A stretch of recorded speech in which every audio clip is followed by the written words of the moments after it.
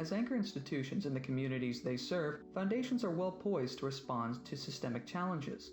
But how does a foundation even begin to address something as deeply entrenched as racial injustice and inequality? We began a round of conversations with foundations across the country on that exact topic, and one early takeaway was this: the character of racial injustice and inequality varies between communities.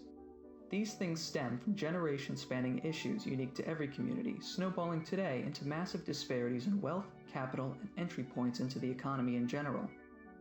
This month on the LOCast, we sit down with Marissa Magallanes and Joanna Colangelo of the Albuquerque Community Foundation to discuss what DEI means for their foundation and how they're putting that perspective into practice.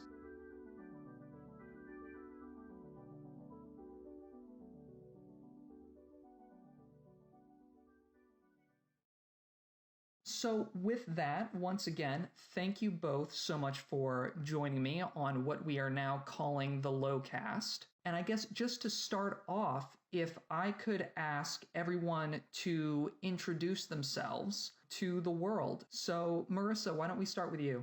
Sure. I'm Marissa Magallanes. I am the Advancement Director at the Albuquerque Community Foundation, and I am also our organization's Diversity, Equity, and Inclusion Liaison. And then Joanna, what should the world know about you? Hi, I'm Joanna Colangelo. I am the Vice President of Community Impact at the Albuquerque Community Foundation. So under that falls all of our grant making and our community partnerships and our work with the nonprofits here. And then also in the background, we have Travis. Travis, I think this is your second time joining the LOCast. It is, and my name is Travis Green. I am a vice president at Locus Impact Investing, work with community foundations as they build local investing programs, and born and raised in Albuquerque, New Mexico, and a fan of the community foundation that you have on today. So I guess just to start us off, today we are talking about diversity, equity, inclusion, and we wanted to reach out to the Community Foundation of Albuquerque because you guys have such a unique approach to it. But first, I think it's important to set some of the context for the place that we're actually talking about. So Travis and I, or Locus in general, we are primarily Richmond-based, though we have a national reach, and it's sometimes hard to see beyond our own front doors. So who lives in Albuquerque? Like, what are all the different stakeholders that the foundation connects with?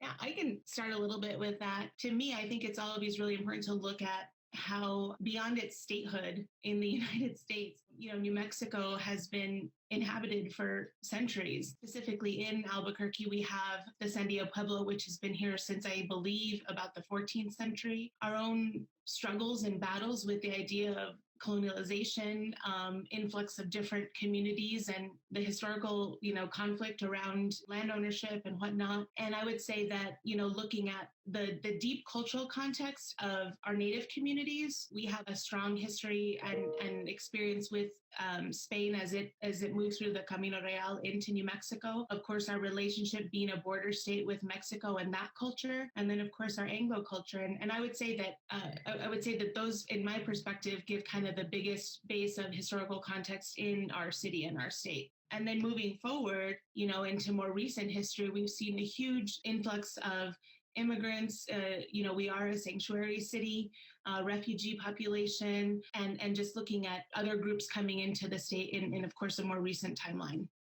So I think the interesting thing, just talking kind of generally and statistically for a minute, is that Albuquerque is a minority-majority city. We have a 38% white population, and the inverse of that as people of color, with the largest percentage holders being Hispanic or Latino descent. Native American community is very, very prevalent here as well. And then smaller percentages are Black and Asian and other races. So that's a little bit about like the context of who lives in Albuquerque, New Mexico. And so with so many different groups and such a rich history in Albuquerque, how have those demographic trends influenced wealth and inequality in Albuquerque?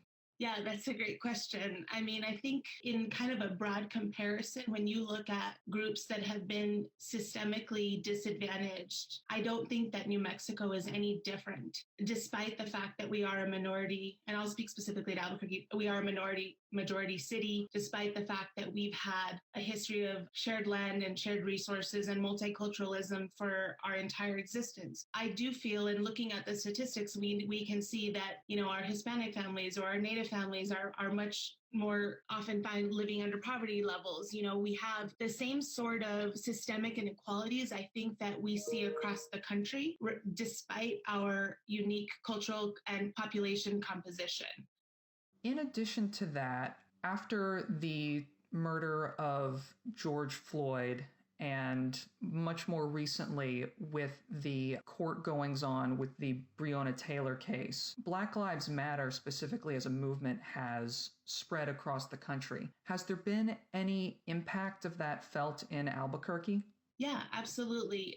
Starting with George Floyd, immediately we saw protests in our city right away, several weeks of protesting. We had counter protests to the protests. We certainly have seen sustained activities that looked at activism and bringing out to light, what does it mean to center Black lives in this space and in this time as a sustained activity across our city? We've seen some Black business owners come together and really engage the business community through an initiative called Burque Against Racism. Burque Travis is probably familiar, is a nickname for our city coming from Albuquerque, the Spanish pronunciation. And the interesting thing, I think, around the Black Lives Matter centering is, I think, the relationship between the Black Lives Matter movement and the history, because we do have a small Black population in Albuquerque, and the relationship between, the marginalization and the oppression of Hispanic and Native communities. And I would say that, in my perspective,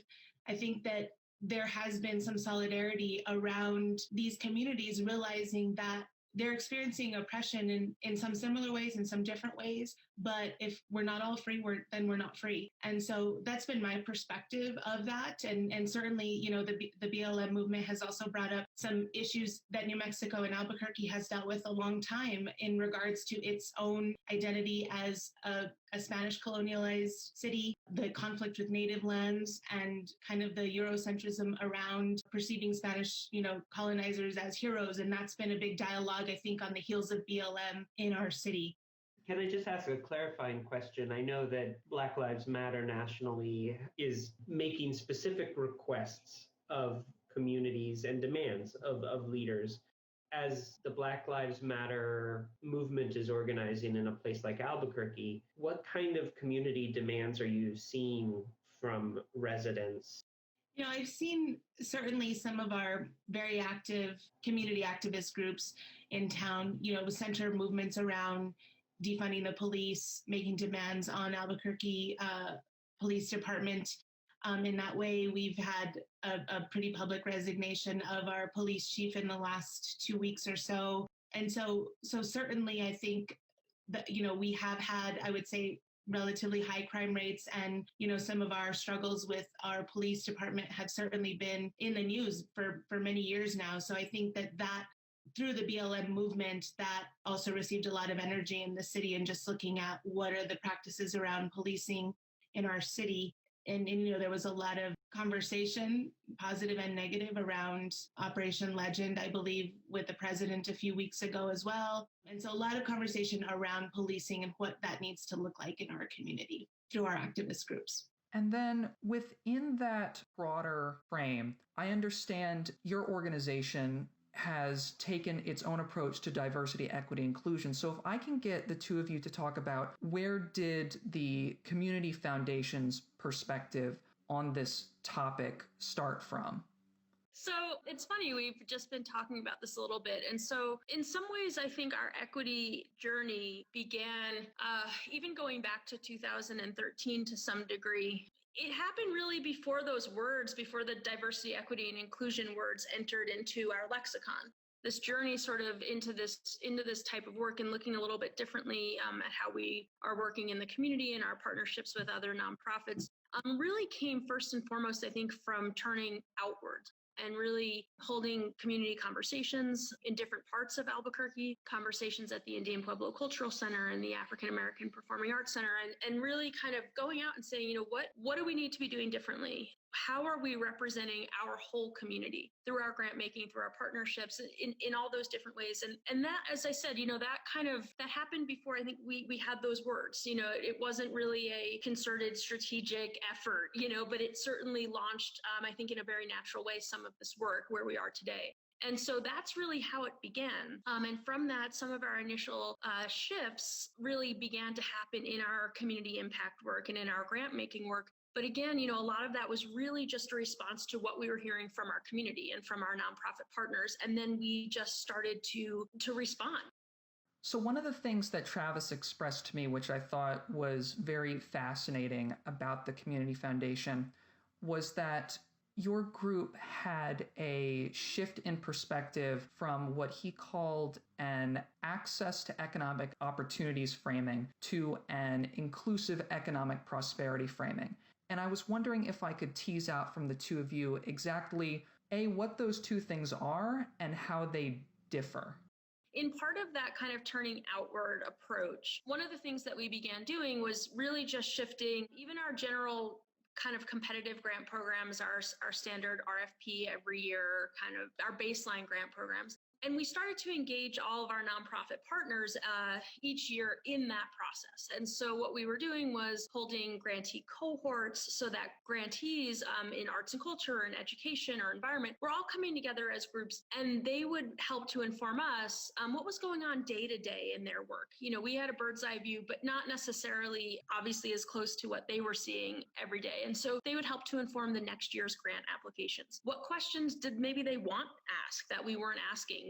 What might we have been asking that it just wasn't necessary. And so those cohorts really helped to define a lot of our focus in our community work. Around that same time, we were also looking at our competitive grant program that was funding in very diverse areas, as most community foundations do, and really started to think, how can we could there be an overarching grant theme in this work where we could measure a little bit more of a coordinated impact across different fields of interest? And again, kind of through those community conversations and conversations with our grant committee, which is made up of community members, we started to flesh out what could that theme look like as it relates to some of the needs and opportunities in Albuquerque. And what that became was this idea of supporting organizations that were providing access to economic opportunities. That was different from our economic and workforce development field of interest, which was its own field of interest. But this was looking at, how arts organizations were supporting the creative economy and arts professionals, how environmental organizations might have been supporting the agricultural economy and local family farmers. So it looked very different in each of our fields of interest, but that was kind of a universal thread. And that really was about 2015, 2016. What we started to learn along the way was that economic development wasn't necessarily just tied to job acquisition. That was a big part of it. And again, this is all coming back through a lot of these discussions with our community, with our nonprofit partners to see, what was working, what wasn't, what were the gaps that still existed, and how could we potentially, find a niche in those gaps and meet them in a different way. And so what we started to see was that we needed to look more at this sense of inclusive economic prosperity. So how are we working with our immigrant populations or our refugee populations, our native populations? What did entrepreneurship look like for historically underfunded, under-resourced populations, what would typically be referred to as non-traditional entrepreneurs? Not necessarily your entrepreneurs with sort of PhDs who are able to gain access to the capital and investors. That's really important, but there was a big need for philanthropic dollars to help some of those other populations, be able to build businesses, gain access to startup capital, and even have workforce pipelines from educational institutions onward into the workforce. So again, it was sort of a very natural evolution as we were learning through the process. Where we began was a critical place. And as we started to continue to hear back from our partners saying, this is important, but there's whole other pockets of our city and our population that don't have access to these resources. And that's where philanthropy could really come in and play a role. So that was a little bit of that natural evolution into, I think, where we are today, which is a little bit more of a focus on inclusive economic prosperity. So what's the consequence? And I know you're only a couple of years into this, but what's the consequence of viewing poverty and community needs through a lens of access versus inclusivity? Are there ways that you think it's shifted the foundation's work? It's hard. I guess it's hard for me to give a definitive answer on that because the whole process for us was a journey. It wasn't like we sort of went into it saying, this is what we're going to do for the next 10 years. When we established that theme of access to economic opportunities, I think we knew that, like everything else, that might change. And so, yes, it's changed the work, but it wasn't like a huge departure from we said we were going to do this and now we're doing this. It's just evolved as anything else would. When we're looking at things like inclusive economic prosperity, that's a fairly broad umbrella because part of that is looking at, are we funding homes and ways for programs that are providing access for families a lot in our international district that are, immigrant families or refugee families. That area has our largest urban Native American population in Albuquerque. So maybe some Native families to buy their first homes, so we might be working with an organization that is building or renovating homes for first-time homeowners because we know that once you're able to own a house and you have some sort of home equity, that's a huge indicator to breaking cycles of poverty. And so that plays in, that's a housing piece, but that certainly plays into inclusive economic prosperity because it's no longer just looking singly at a job. It's looking holistically at moving families or people or populations to resource building, to intergenerational or multi-generational changes in what economic opportunity looks like in that framework. So from there, can I ask you guys to talk a little bit about your Tapestry Initiative? Yeah, so I touched on Tapestry a little bit just now without calling it Tapestry, but it's again, not to overuse the metaphor, but it's all woven together, if you will. So the Tapestry program, again, really came out of the same approach of what's next and what don't we know yet. And so in 2018, we had realized that we weren't really receiving a lot of grant applications from organizations working in Albuquerque's International District. The International District is one of our highest areas of poverty in the city. It's the most racially diverse area, certainly in Albuquerque, and I think even possibly in the state of New Mexico in terms of square miles. And so it was surprising us. There's a lot of organizations doing great work in that area. And it was surprising that we hadn't received a whole lot of grant applications for support. That in and of itself raised a little bit of a red flag and made us question why. We went into the International District, myself and our vice president, and we pulled together a bunch of organizations who we knew and then a lot who we didn't. We basically said, invite your friends, invite anybody around, whether you're a nonprofit or not, and come over to this church. And we had a meeting. And what we learned in that process was some really interesting things. So first of all, a lot of those organizations didn't know that we existed. Some of them did know that we existed, but they couldn't apply for our grants. They were meeting multiple barriers. Language barriers. I think 22 languages are spoken in the International District. To ask for a grant application in English was very challenging for a lot of those organizations. There were technological barriers. High-speed internet in that area is not particularly strong, so all of our grant applications are online. That was another barrier. Some groups, most of the groups are maybe a 1 or 2 person staff or even entirely volunteer staff. So when they're applying for a grant and sort of competing, so to speak, with organizations that might have a 10-person fundraising staff, they're at a huge disadvantage. And so they might have applied once or twice, they didn't get grants, and they rightfully so just sort of walked away from it and said, we don't have the resources to keep doing it. The last thing we learned too was that our typical grant size in our regular competitive grant programs is about $10,000. A lot of these organizations didn't need a grant of that size. In fact, they weren't even necessarily at the place to have the capacity to execute on a grant of that size. Their budget might have been $10,000 or $12,000. What they really needed was $1,000 to buy a couple of computers for ESL classes or financial literacy classes or something like that. So we walked away from that and thought, okay, we have to completely relook at how we're doing grant making and community engagement in this area. One of the other things we learned was that there was a huge entrepreneurial spirit in the International District. A lot of the refugees who were living in that area had owned businesses, had owned very successful businesses in their home country, and they were trying to figure out how to do that here. But this was obviously a very different environment, and they were at a lack of, trying to find access to capital, resources, connections, and so on. So here we have this mix of information. At the same time, We have an area of Albuquerque called our Innovation District that it's committed to supporting entrepreneurship and small business development. And they were looking to diversify some of their population. So we've got these two things running parallel, but who can bring them together? How do you weave together those resources? Well, Community Foundation can. And so that was a big part of how the Tapestry program developed. Our grants in the International District, we were able to move some impact dollars to the Tapestry program so that grant applications really don't exist. The onus is on us as a community foundation to be there in the community, experiencing the programs, being part of them. If an organization needs to sort of just dictate a request, we'll take it that way. We can write it out ourselves. The grant reporting, it's very much about us being on the ground and seeing the programs in effect. And then we can write up the reports, or we could do it in partnership with them. But we're basically trying to identify all the obstacles that these groups have faced historically and take them out a little bit so that we can make sure that the philanthropic dollars are going where they're really needed in the community, and that those groups are telling us where the needs are. They're the experts. That's really how that program has evolved. And we've funded, our big flagship program in Tapestry last year and into this year was the establishment of the International District Economic Development Center, which is working with entrepreneurs and small business owners in the International District to grow their business. So that's been, that's kind of the larger program. But we've also funded a lot of community gardens, access to fresh food.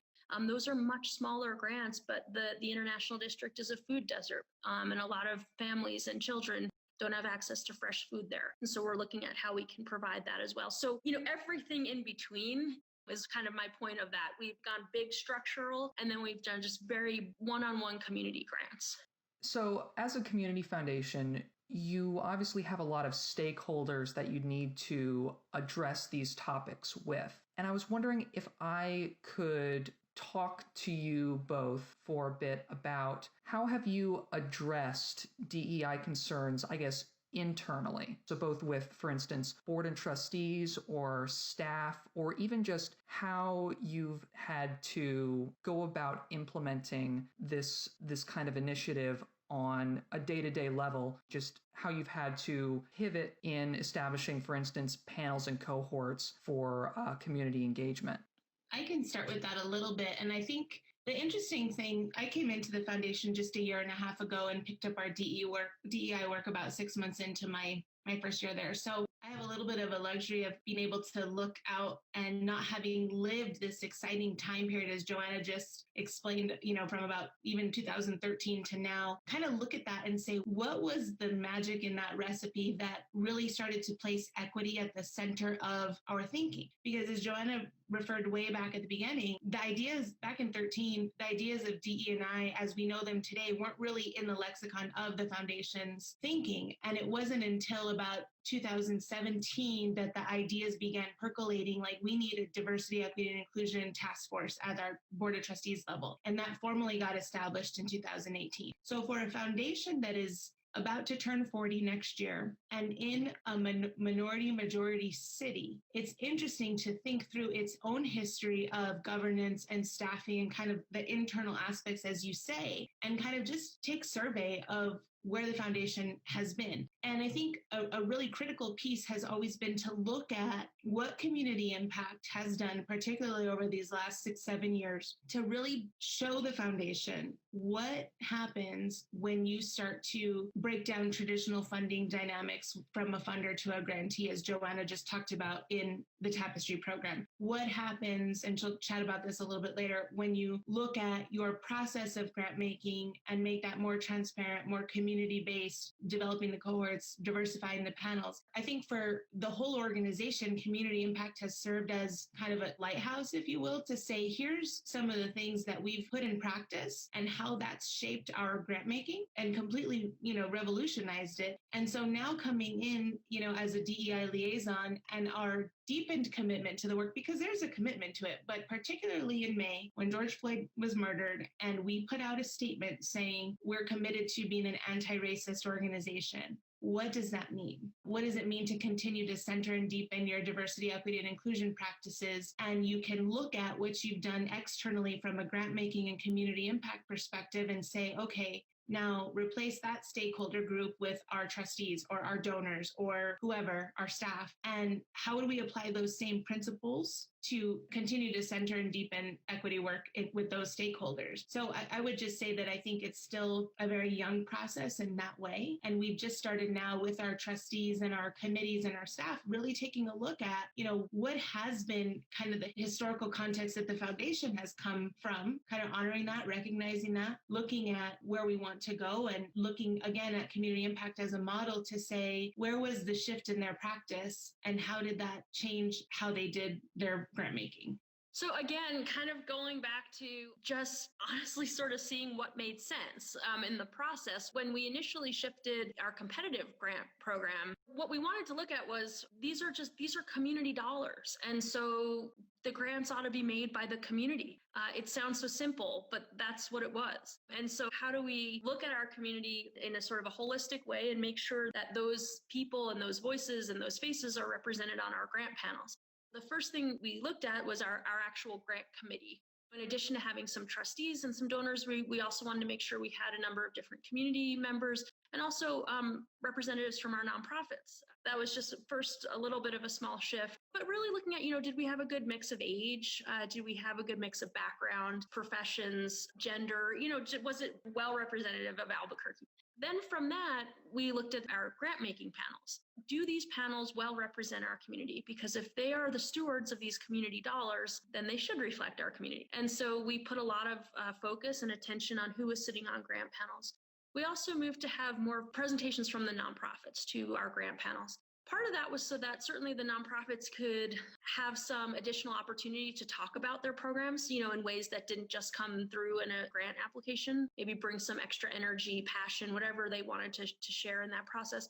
I think the other part, though, too, was to add another level of transparency to the grant making process, so that nonprofits could see literally and interact directly with the panel that was ultimately going to be making grant recommendations, just trying not to have any secrets in the process, no mystery. These are the folks who are doing this, who are going through this. We certainly worked with our grant panels to set a tone, basically saying, we're all on the same page here. We're two sides of the same coin, and that coin is Albuquerque. One side of the coin is the nonprofits, the other side of the coin are the people here making those funding decisions, but we always have big conversations around the power dynamic of what that looks like. And ultimately, the final focus is our community. We are all on the same page. This is not one side against another. That was sort of the initial shifts with our competitive program. And then, as I mentioned earlier, after grantees receive funding through that program, then we bring everybody together for cohorts so that we can learn a lot of what we may not know in our day-to-day work, so that our nonprofit partners can have just multiple and more avenues, having access to the community foundation, and same for us with them. It's all about the relationships. Ultimately, we're not going to be an effective funder if we don't have good relationships with our community and with our nonprofit partners. And truly what we learned through those cohorts and what we continue to learn is usually woven in to the following year's grant making. We've made shifts to operating grants. We've made shifts to fund vicarious trauma, secondary trauma among health and human services organizations when we know that that's been a huge factor in the work that they do. I think that's the other piece with shifting anything in this work, but certainly within grant making, the way to build trust is to deliver on something. So if we're going to ask nonprofits to come and meet with us every quarter or whatever it winds up looking like that year, and they spend the time to do that and the energy and they share and they're very honest with us, if we don't deliver on that, I wouldn't expect them to do it the next year. So we have to be authentic too in what we're going to be able to ask of our partners and then integrate it into our work as well. You've talked a little bit about how you approach DEI from a grant maker perspective, recognizing that part of the conversation also needs to happen internally at the institution, among your trustees and your staff. How have those conversations gone?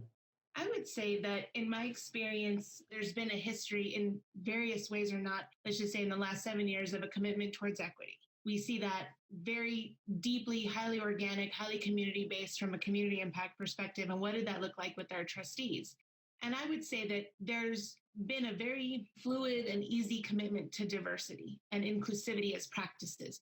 Sometimes it astounds me that that's a pretty radical idea to say as the community's foundations, and we use that all the time in our writing and in our, whatnot. And I think that the ideas of diversity and inclusion have been a concept that the foundation and its trustees have certainly welcomed and say, like, if we look at the demographics of Albuquerque, our board of trustees has work to do to look closer to what those demographics are. Our staff has work to do to look closer. Our committees have work to do, except Joanna's community impact. That one's really good. But some of our other committees have work to do to look like Albuquerque, right? So in some ways, we're not quite living up to what we say, which is as the community's foundation. And I think there's been a big embracing of a constant effort to be more diverse and be more inclusive.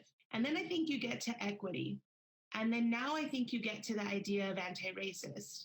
And you get to the idea of social justice and race equity. And I think there is where the concepts either are, there's not education around them. What do those terms mean? So what we've been doing now is trying to focus on just definitions and saying, what does it mean when we talk about race equity? What does it mean when we talk about this?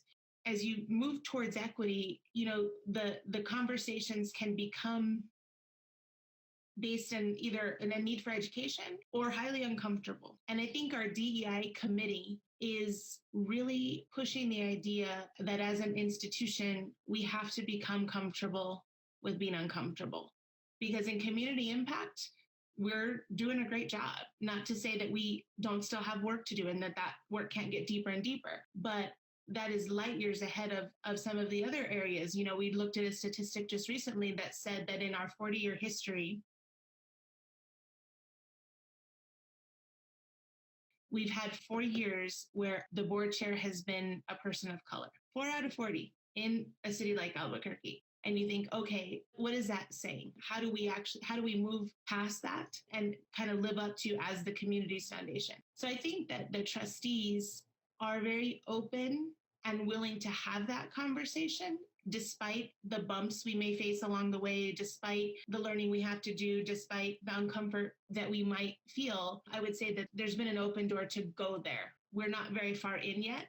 And we'll see what happens when we start to look more internally. What happens when we question, we're in this practice right now saying, what if? And we're using that as a framework to kind of explore the whole organization from an equity perspective. So we say, what if our endowment was managed locally by a team of diverse managers? What if our board of trustees reflected the community? What if right? That's been an interesting exercise to kind of get deeper questions happening across more areas of the organization. And even in community impact, now we're just able to say, what's next? What if, one question Joanna's grappling with right now is, what if we gave unrestricted operating grants to all of our organizations, right? That's a highly equitable principle. And so we're just able to, go even further towards equity and community impact. Do you think community foundations can talk about justice, DEI, without talking about privilege? I don't. And I think that that's, whether you call it privilege, whether you call it, I've heard other terms like unearned benefits. I don't think that you can stay away from that conversation. I think that it's a highly uncomfortable one. And I think the question for community foundations is this. As a community foundation, you're working with donors across race spectrum, across an ideology spectrum, across a political spectrum. And our job is to move resources, philanthropic resources into the community, right? That's what we're here to do. We're here to steward community assets, be philanthropic advisors, and create connections between nonprofits and donors and whatnot, and be civic leaders. So when you kind of put that conversation next to the idea of equity, anti-racist, and some of the terms we've talked about, privilege, it creates a conflict that I don't know has to be there. I don't have a better answer for it yet, but I think we inherently say, well, if you're a community foundation, what business do you have? Or is it in your wheelhouse to take a stand for race equity, to take a stand and be an actively anti-racist institution? And I think the answer is yes, absolutely. But I don't know yet what that looks like when it comes to dealing with a spectrum of people, ideologies, thoughts, perspectives, and how you balance that. So if you figure that out, call us. I guess moving forward with that conversation, how has DEI influenced other areas of the foundation beyond grant making? So, for instance, has the foundation put any thought into investments or aligning some of its other philanthropic practices looking through a DEI lens? Probably the biggest point of focus right now is as we go into a new year, we're in the process of looking at our committee structure. And so much of our work really is kind of manifests at the committee level, connects up to our board of trustees. And of course, our staff is in the day-to-day thick of it. But I think that one key element for us, especially in those committees that typically haven't had diversity at the top of their mind from a committee perspective. So let's just take our investment committee. That's one of our most rigid committees. We have to have 10 members. They serve three-year terms, manage our entire endowment. So what happens when you start to really diversify and be more inclusive of the membership of that committee?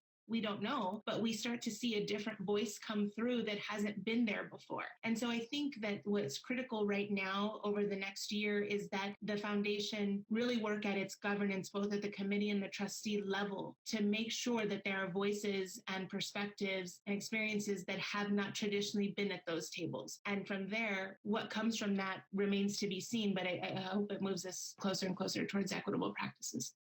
The two of you have provided so much great knowledge on this topic that I think it's important for everyone in the field to learn from. So if I can ask the two of you, what advice would you give to other philanthropies or other organizations in this sector who are looking to engage with the topic of DEI? Is there anything, for instance, that you've come to understand now that you wish you'd known earlier?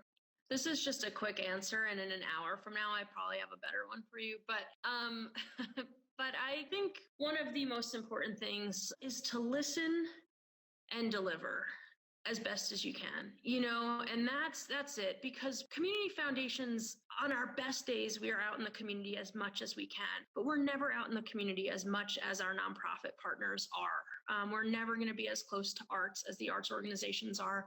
We're never going to be as close to education as the education professionals are. And so build trust with those partners, listen to them, and open up every pathway you can to ensure that those voices are helping to guide some of where the philanthropic investments can go, because ultimately that's going to be the most effective grant making there is. And also know that that's not going to happen overnight. It's going to take years to build some of those relationships and to build the trust, but that's okay. What I would say is that, like, in the spirit of discomfort that equity work and DE&I work brings naturally, and the very safe space it is to talk about these ideas and to talk about them and to talk about them. And we are processing as individuals, as institutions, what does this mean? But I think action is a really critical piece. When you look at the fact that moving towards equity or being anti-racist institutions or whatever your end goal is a marathon, I think it is really important to ask today, what's the boldest thing we're willing to commit to? And that may look really different than a year from now or 5 years from now. But I think that if we are not constantly pressing for tangible action towards equity holistically across an organization, then we're playing it too safe. And that looks really different. It looks really different in community impact work than it does in our investment committee, than it does with this group of donors versus that group of donors. So I say that without a rigid mind frame, but one based in fluidity and totally dependent on where the group you're working with is. But I feel like pressing for tangible action is the way that you move forward in this marathon work. Marisa, Joanna, thank you both so much for letting me impose on your time today. This has been excellent. And so as a last thing, where can people engage more with your work? Do either of you have anything that you'd like to plug? I'll plug just real quick. One of the things that has come out of the recent resurgence of anti-racist movement in the country has been a partnership with the United Way of Central New Mexico. We established a collaborative called DEI United, and we're exploring ways, practices, community conversations around diversity, equity, and inclusion. And what I love about it is it's taking two anchor philanthropic institutions in central New Mexico and looking at how we can leverage each other as civic leaders to say, if we can come together and acknowledge the areas that we've been great at and acknowledge the areas that we still need work to do, how can that serve as a springboard for other funding institutions to get involved and the larger nonprofit sector? So I'm really proud of the work that we've been able to do together in that space. And, this has been our second major partnership with United Way this year. The first was an emergency action fund out of COVID. And I think it's just been great for our two institutions to partner in this way. Again, I can't thank the two of you enough for joining me today. And as usual for everyone listening, if you'd like to hear more from LOCast, we obviously have our website and our newsletter, and don't hesitate to reach out to us on social media. Again, just one final time, thank you both so much.